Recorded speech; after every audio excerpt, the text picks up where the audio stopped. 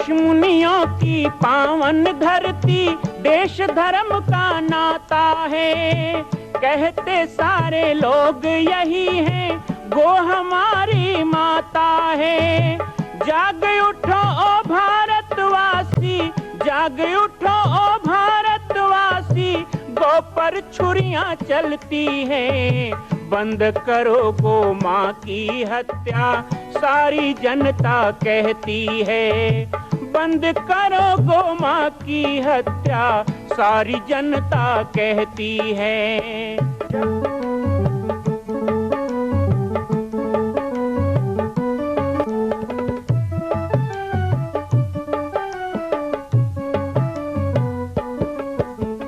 जगह जगह पर बूचड़ खाना, लाखों गौएं कटती हैं।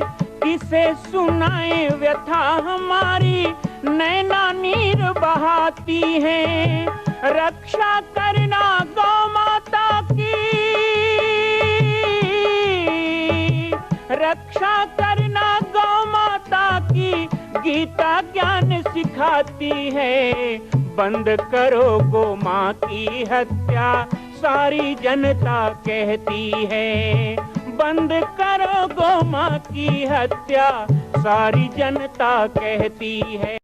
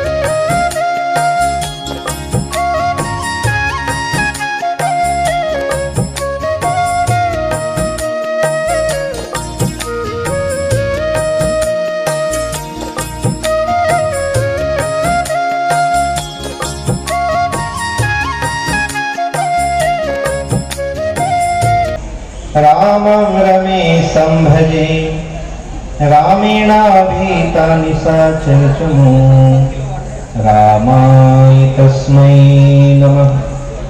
रामान्नास्ति परायणं परतरं रामास्य दासोऽस्म्यहम्। रामे चित्तलयः सदा भवतु मे भो राम मामुद्धरम्। वसुदेवसुतं देवं कंसचाणूरमर्दनं देवकी परमानन्दं कृष्णं वन्दे जगद्गुरुम्। सर्वे भवन्तु सुखिनः सर्वे सन्तु निरामया सर्वे भद्राणि पश्यन्तु मा कश्चित् दुःखभाग् भवेत्। बोलिए भारत माता की गौ माता की जय। सनातन धर्म की जय। यज्ञ नगर गोकुल धाम की।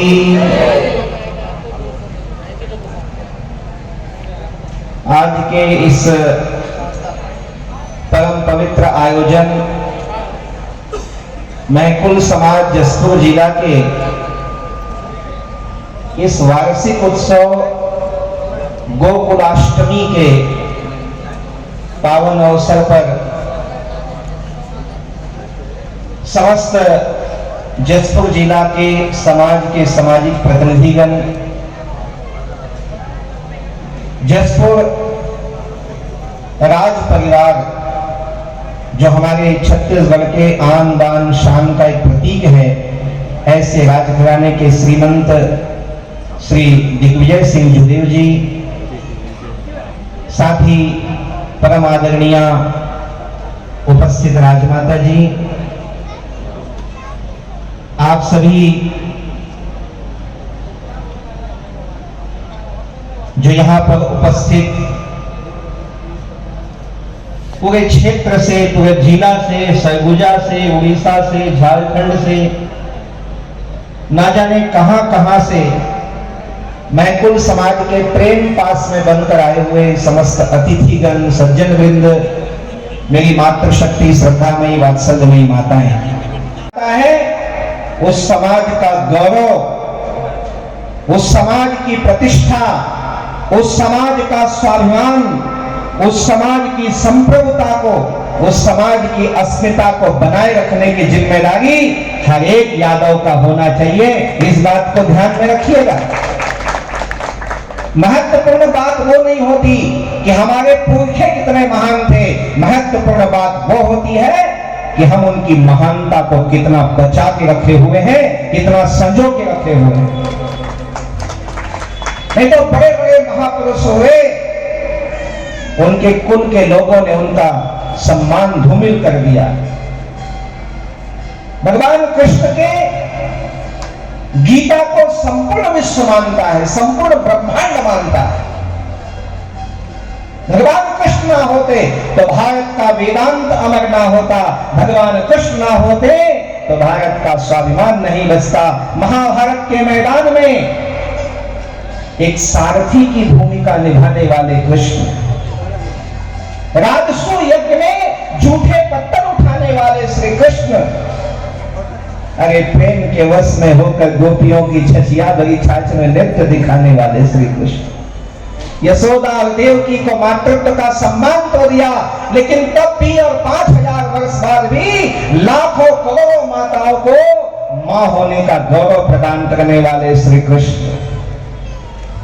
ऐसे श्री कृष्ण की परंपरा में केवल 2 बातों का ध्यान हमें रखना है, तो संभवतः उस कुल की मर्यादा को हम आगे बढ़ा रहे हैं, ये संतुष्टि हमें मिलेगी। सबसे पहला, भगवान कृष्ण ने जाति पाति, छुआछूत, ऊंच नीच, भेदभाव, छोटा बड़ा, अमीर गरीब कभी नहीं माना। वो भगवान है, थोड़ी देर के लिए भूल जाइए, सोचिए, क्योंकि मनुष्य है, महामानव है। चाहिए सबसे आगे बढ़कर समाज के दीन दुखियों गरीबों को गले लगाए, सबको दूध पिलाने वाला यादव समाज, सबको देने के बाद बचे तो खाने वाला यादव समाज, भारत की संप्रभुता को बचाने वाला, यथार्थ गाय की समृद्धि को बचाने वाला हमारा समाज, और फिर वैसे भी मैं तो ध्रुव भिलाई राजनांदगांव में ज्यादा घूमता हूँ। मेरा जन्म भी रायपुर जिला छत्तीसगढ़ में हुआ, लेकिन जब जसपुर में आता हूँ तो यहाँ आप कहते हैं ना महकुल यादव, तो मुझे लगता है महकुल अपभ्रंश है, ये बदला गया है। वास्तविक नाम है महाकुल। केवल महकुल नहीं, ये आप यादवों में भी और महाकुल के यादव हैं, तो आपकी जिम्मेदारी ज्यादा बनती है। इसलिए एक बात कहना चाहूंगा, भगवान कृष्ण ने दूसरी जिम्मेदारी ली थी। पहली जिम्मेदारी समाज के हर वर्ग को गले लगाना, छोटा बड़ा भेदभाव, ऊंच नीच, गरीब अमीर नहीं देखना। मैं मालिक हूं, राजा का बेटा हूं, तो गाय नौकर चराएगा ऐसा कृष्ण ने कभी नहीं कहा, स्वयं गोचारण किया। अरे अपने मित्रों का पेट भरने के लिए चोरी भी स्वयं की, माखन चोरी। मेरे नंदगांव ब्रिजधाम वृंदावन बरसाना का गाय का दूध, दही, मक्खन हम मेहनत करके गाय चराते, हमें मिलना चाहिए, उस पापी कंस को नहीं मिलना चाहिए। इसलिए दही भी, मटकी भी फोड़ी और बहुत सारी लीला की।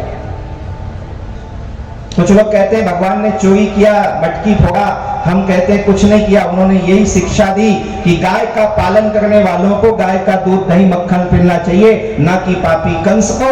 जब नंद बाबा ने कहा अरे लाला, यदि कंस ने आक्रमण कर दिया तो हमें कौन बचाएगा, भगवान कृष्ण कहते हैं ओ बाबा, ये जो तुम्हारे भीतर बुजदिली है, कायरता है, वो इसीलिए आई है कि कमाते तुम हो, खाते वो दानव है।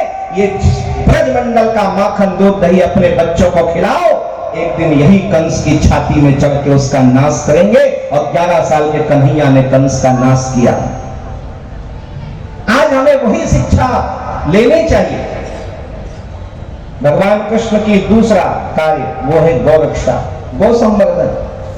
गाय के लिए सब कुछ अर्पण करने वाले, कि मेरी गाय पांव में जूती नहीं पहनती तो मैं नंगे पैर गाय चराऊंगा। गाय के प्रति इतना प्रेम रखने वाले गोपाल कृष्ण के इस गोकुलाष्टमी में और महकुल समाज, यादव समाज के इस कार्यक्रम में मैं दो बातें कहूंगा।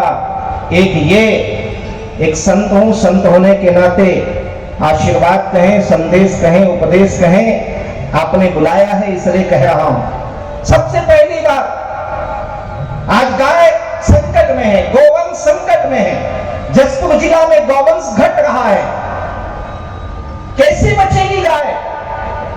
केवल सरकार की सरकारी योजना से नहीं बनेगी, केवल गौठान बनाने से नहीं बचेगी गाय। ये सड़कों में भटकने वाली एक एक गाय को हमें भी गोद लेना होगा, इनके रक्षण का संकल्प लेना होगा। प्रत्येक घर में एक गाय पालना होगा, एक गाय की सेवा का व्रत लो। हर घर में एक गाय होना चाहिए। हमने भी नियम बनाया है कि जिस घर में गाय नहीं होती उस घर में हम नहीं जाते हैं। संत आपके घर में ना आए, घर कैसा, इसलिए गाय रखें। और जसपुर जिला में एक दुखद विषय भी है, मैं उस तरफ आपका ध्यान आकृष्ट करना चाहूंगा और साथ ही निवेदन करूंगा। आज प्रदेश समिति के लोग भी हैं, जिला समिति के लोग भी हैं, समाज के पदाधिकारी भी हैं, यहाँ सियाम बुजुर्ग भी बैठे हैं, श्रीमंत विराजे हुए हैं। आप यादव समाज का जब अधिवेशन करते हैं, सम्मेलन करते हैं, तो एक प्रस्ताव पारित कीजिए कि हमारे यादव समाज, हमारे महकुल यादव समाज से कोई भी गौ माता की तस्करी में साथ देता है, कोई अपने घर की गाय को बेचता है, गाय हत्या में साथ देता है, समाज से उसको बहिष्कार कर दिया जाए। यादव समाज की प्रतिष्ठा में कलंक लगाने वाले यदि हमारे जाति के ही लोग हैं, तो पहला काम मैं आपको बताऊं, हमारे छत्तर में कुछ छोटी जाति कहने वाले लोगों ने यह प्रस्ताव पारित किया मेरे कहने पर अधिवेशन में, कि जो भी बूढ़े बैल को बेचेगा, जो अपनी घर की गाय को बेचेगा, उसको समाज से बहिष्कृत किया जाएगा। आपको भी यह प्रस्ताव लाना चाहिए। ऐसा आप करेंगे, ऐसा आप करेंगे, तब मेरे माथे में लगा हुआ ये दही का चंदन सफल होगा। अभी मुझे दरवाजे में माता ने दही का चंदन लगाया, उसका कर्जा भी तो उतारना होगा ना। इसलिए समाज को कहूंगा, अगला अधिवेशन हो, प्रस्ताव करिए, बड़ी मजबूती से प्रस्ताव करिए, लेकिन प्रस्ताव करने वाले सबसे पहले आप संकल्प लीजिए गाय की रक्षा का, क्योंकि गाय की रक्षा ऐसे नहीं होगी। ना केवल गोरक्षा का नारा दीजिए, ना केवल मुंह से जयकारा कीजिए, अरे दूध जिसका पिया उसको चारा दीजिए, इन बेसहारा गायों को सहारा दीजिए, अहिंसा का बुलंद सितारा कीजिए और गौ हत्या करने वालों को दंड दीजिए। यादव समाज की लाठी कहां है, निकालना पड़ेगा। हम बिना लकुटी के चलने वाले लोग नहीं है, कारी कमरिया और लकटी हमारी पहचान है। तो यादवों का डंडा केवल गाय चराने के लिए, एक ने कहा यादव गाय के लिए डंडा लेके चलता है, यादव कभी गाय को मारता नहीं है, गाय पे हमला करने वालों को मारता है, वो गौ रक्षक है, इसलिए लकड़ी रखता है। दो ही बातें कहूंगा, आज ज्यादा कहना नहीं है, लेकिन एक छोटी सी सूचना आप लोगों को दे दूं। पूरे छत्तीसगढ़ प्रांत में पाटेश्वर संस्कार वाहिनी का गठन चल रहा है। 1 लाख लोगों के गठन का उद्देश्य हमने 2022 तक रखा है। जसपुर जिला में 10,000 की संख्या में संस्कार वाहिनी का गठन गांव-गांव में होगा। और बड़े हर्ष की बात है कि आज इस पावन यज्ञ नगर से संस्कार वाहिनी का पहला उद्घोष हो रहा है और कल इसी स्थान पर पूरे जसपुर जिला के 8 विकास खंड की बैठक भी रखी गई है। आप सब अधिक संख्या में कल आए। 12 बजे से 4 बजे इसी स्थान पर गोष्ठी होगी, परिचर्चा होगी, पूरे हर जिला के लिए रणनीति बनेगी। कल हम गोरिया गांव गए थे। गोरिया गांव में संस्कार वाहिनी के लगभग 350 माताओं बहनों ने, भाइयों ने सदस्यता ली, गणवेश पहना और आज हमारी माताएं उसी गणवेश में कलश यात्रा में भी आशीर्वाद देने आई हैं। आपके पूरे जिला में 10,000 लोगों का एक विशाल समूह बने।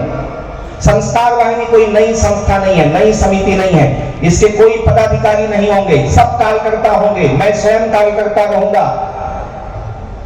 संस्कार वाहिनी का मतलब किसी राजनीतिक पार्टी से मतलब नहीं है। संस्कार वाहिनी किसी जाति पाति के लिए नहीं है। संस्कार वाहिनी का अर्थ क्या है? तो 29 दिन अपने घरों में आप जो हैं जैसे हैं रहिए।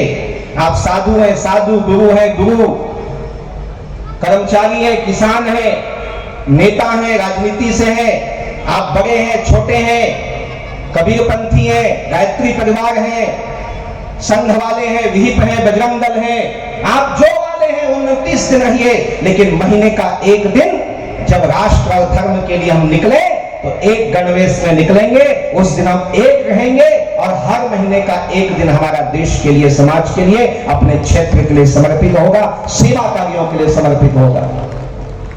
सेवा कार्य के अंतर्गत हमने खुली घोषणा भी कर दी है और आप सबका स्नेह भी चाहिए। पूरे जसपुर जिला में ही नहीं, पूरे प्रदेश के अंदर, लेकिन अभी हम जसपुर जिला में हैं, इसलिए जसपुर जिला के लिए विशेष कह रहे हैं क्योंकि धर्मांतरण भी बहुत बड़ा विषय है। हमारे जिला में बहुत सारी बातें हैं, अशिक्षा है, गरीबी है, अंधविश्वास है, कैसे दूर किया जाए? तो संस्कार वाहिनी का 3 उद्देश्य है: सेवा, सुरक्षा और संस्कार।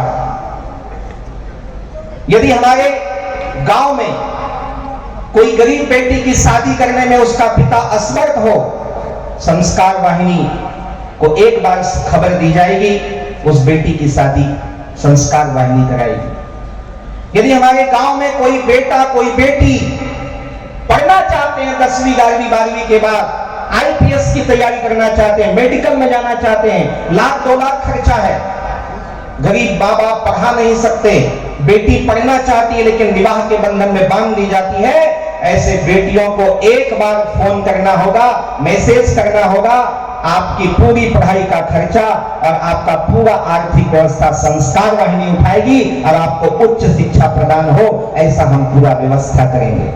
कोई भी गरीब परिवार, कोई विकलांग को ट्राईसाइकिल की जरूरत हो, बच्चों को स्कूल जाने के लिए साइकिल की समस्या हो, हमारी माताएं कल गोरिया में गए तो सिलाई प्रशिक्षण की बात बोले हैं, हमने कहा गोरिया में ही सिलाई प्रशिक्षण शुरू करेंगे।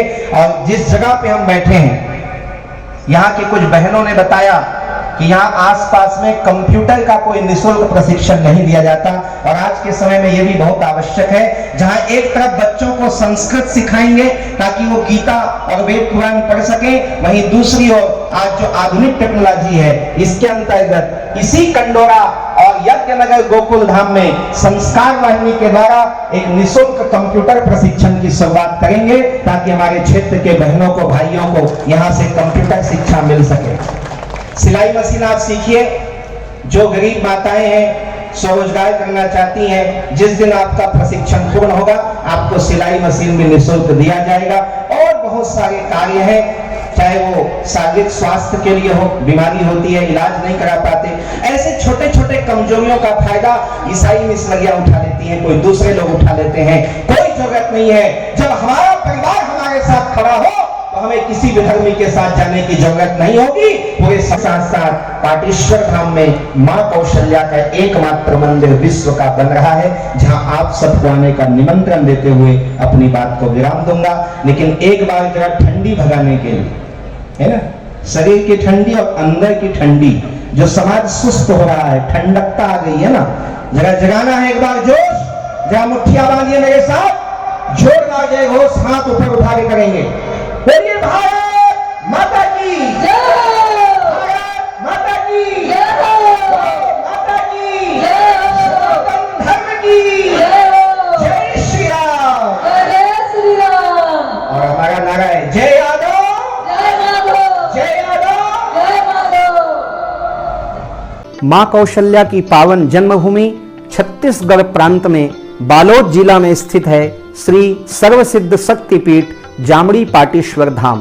परम पूज्य सद्गुरुदेव राजयोगी बाबा जी की तपस्थली श्री पाटेश्वर धाम और विश्व के अद्वितीय मां कौशल्या जन्मभूमि मंदिर निर्माण का दर्शन करने और इसी प्रकार समसामयिक विषयों पर अपना ज्ञान वर्धन करने के लिए और 10,000 गायों के लिए बनने वाले श्री हनुमान नंदीशाला गो अभ्यारण्य का समाचार प्राप्त करने के लिए आप सभी देखते रहें YouTube चैनल पर राम बालक दास, और हमारे चैनल को आप सभी सब्सक्राइब करें, घंटी का बटन दबाएं ताकि आप सूचनाओं से जुड़े रह सकें। जय श्री राम, जय गौ माता, जय गोपाल।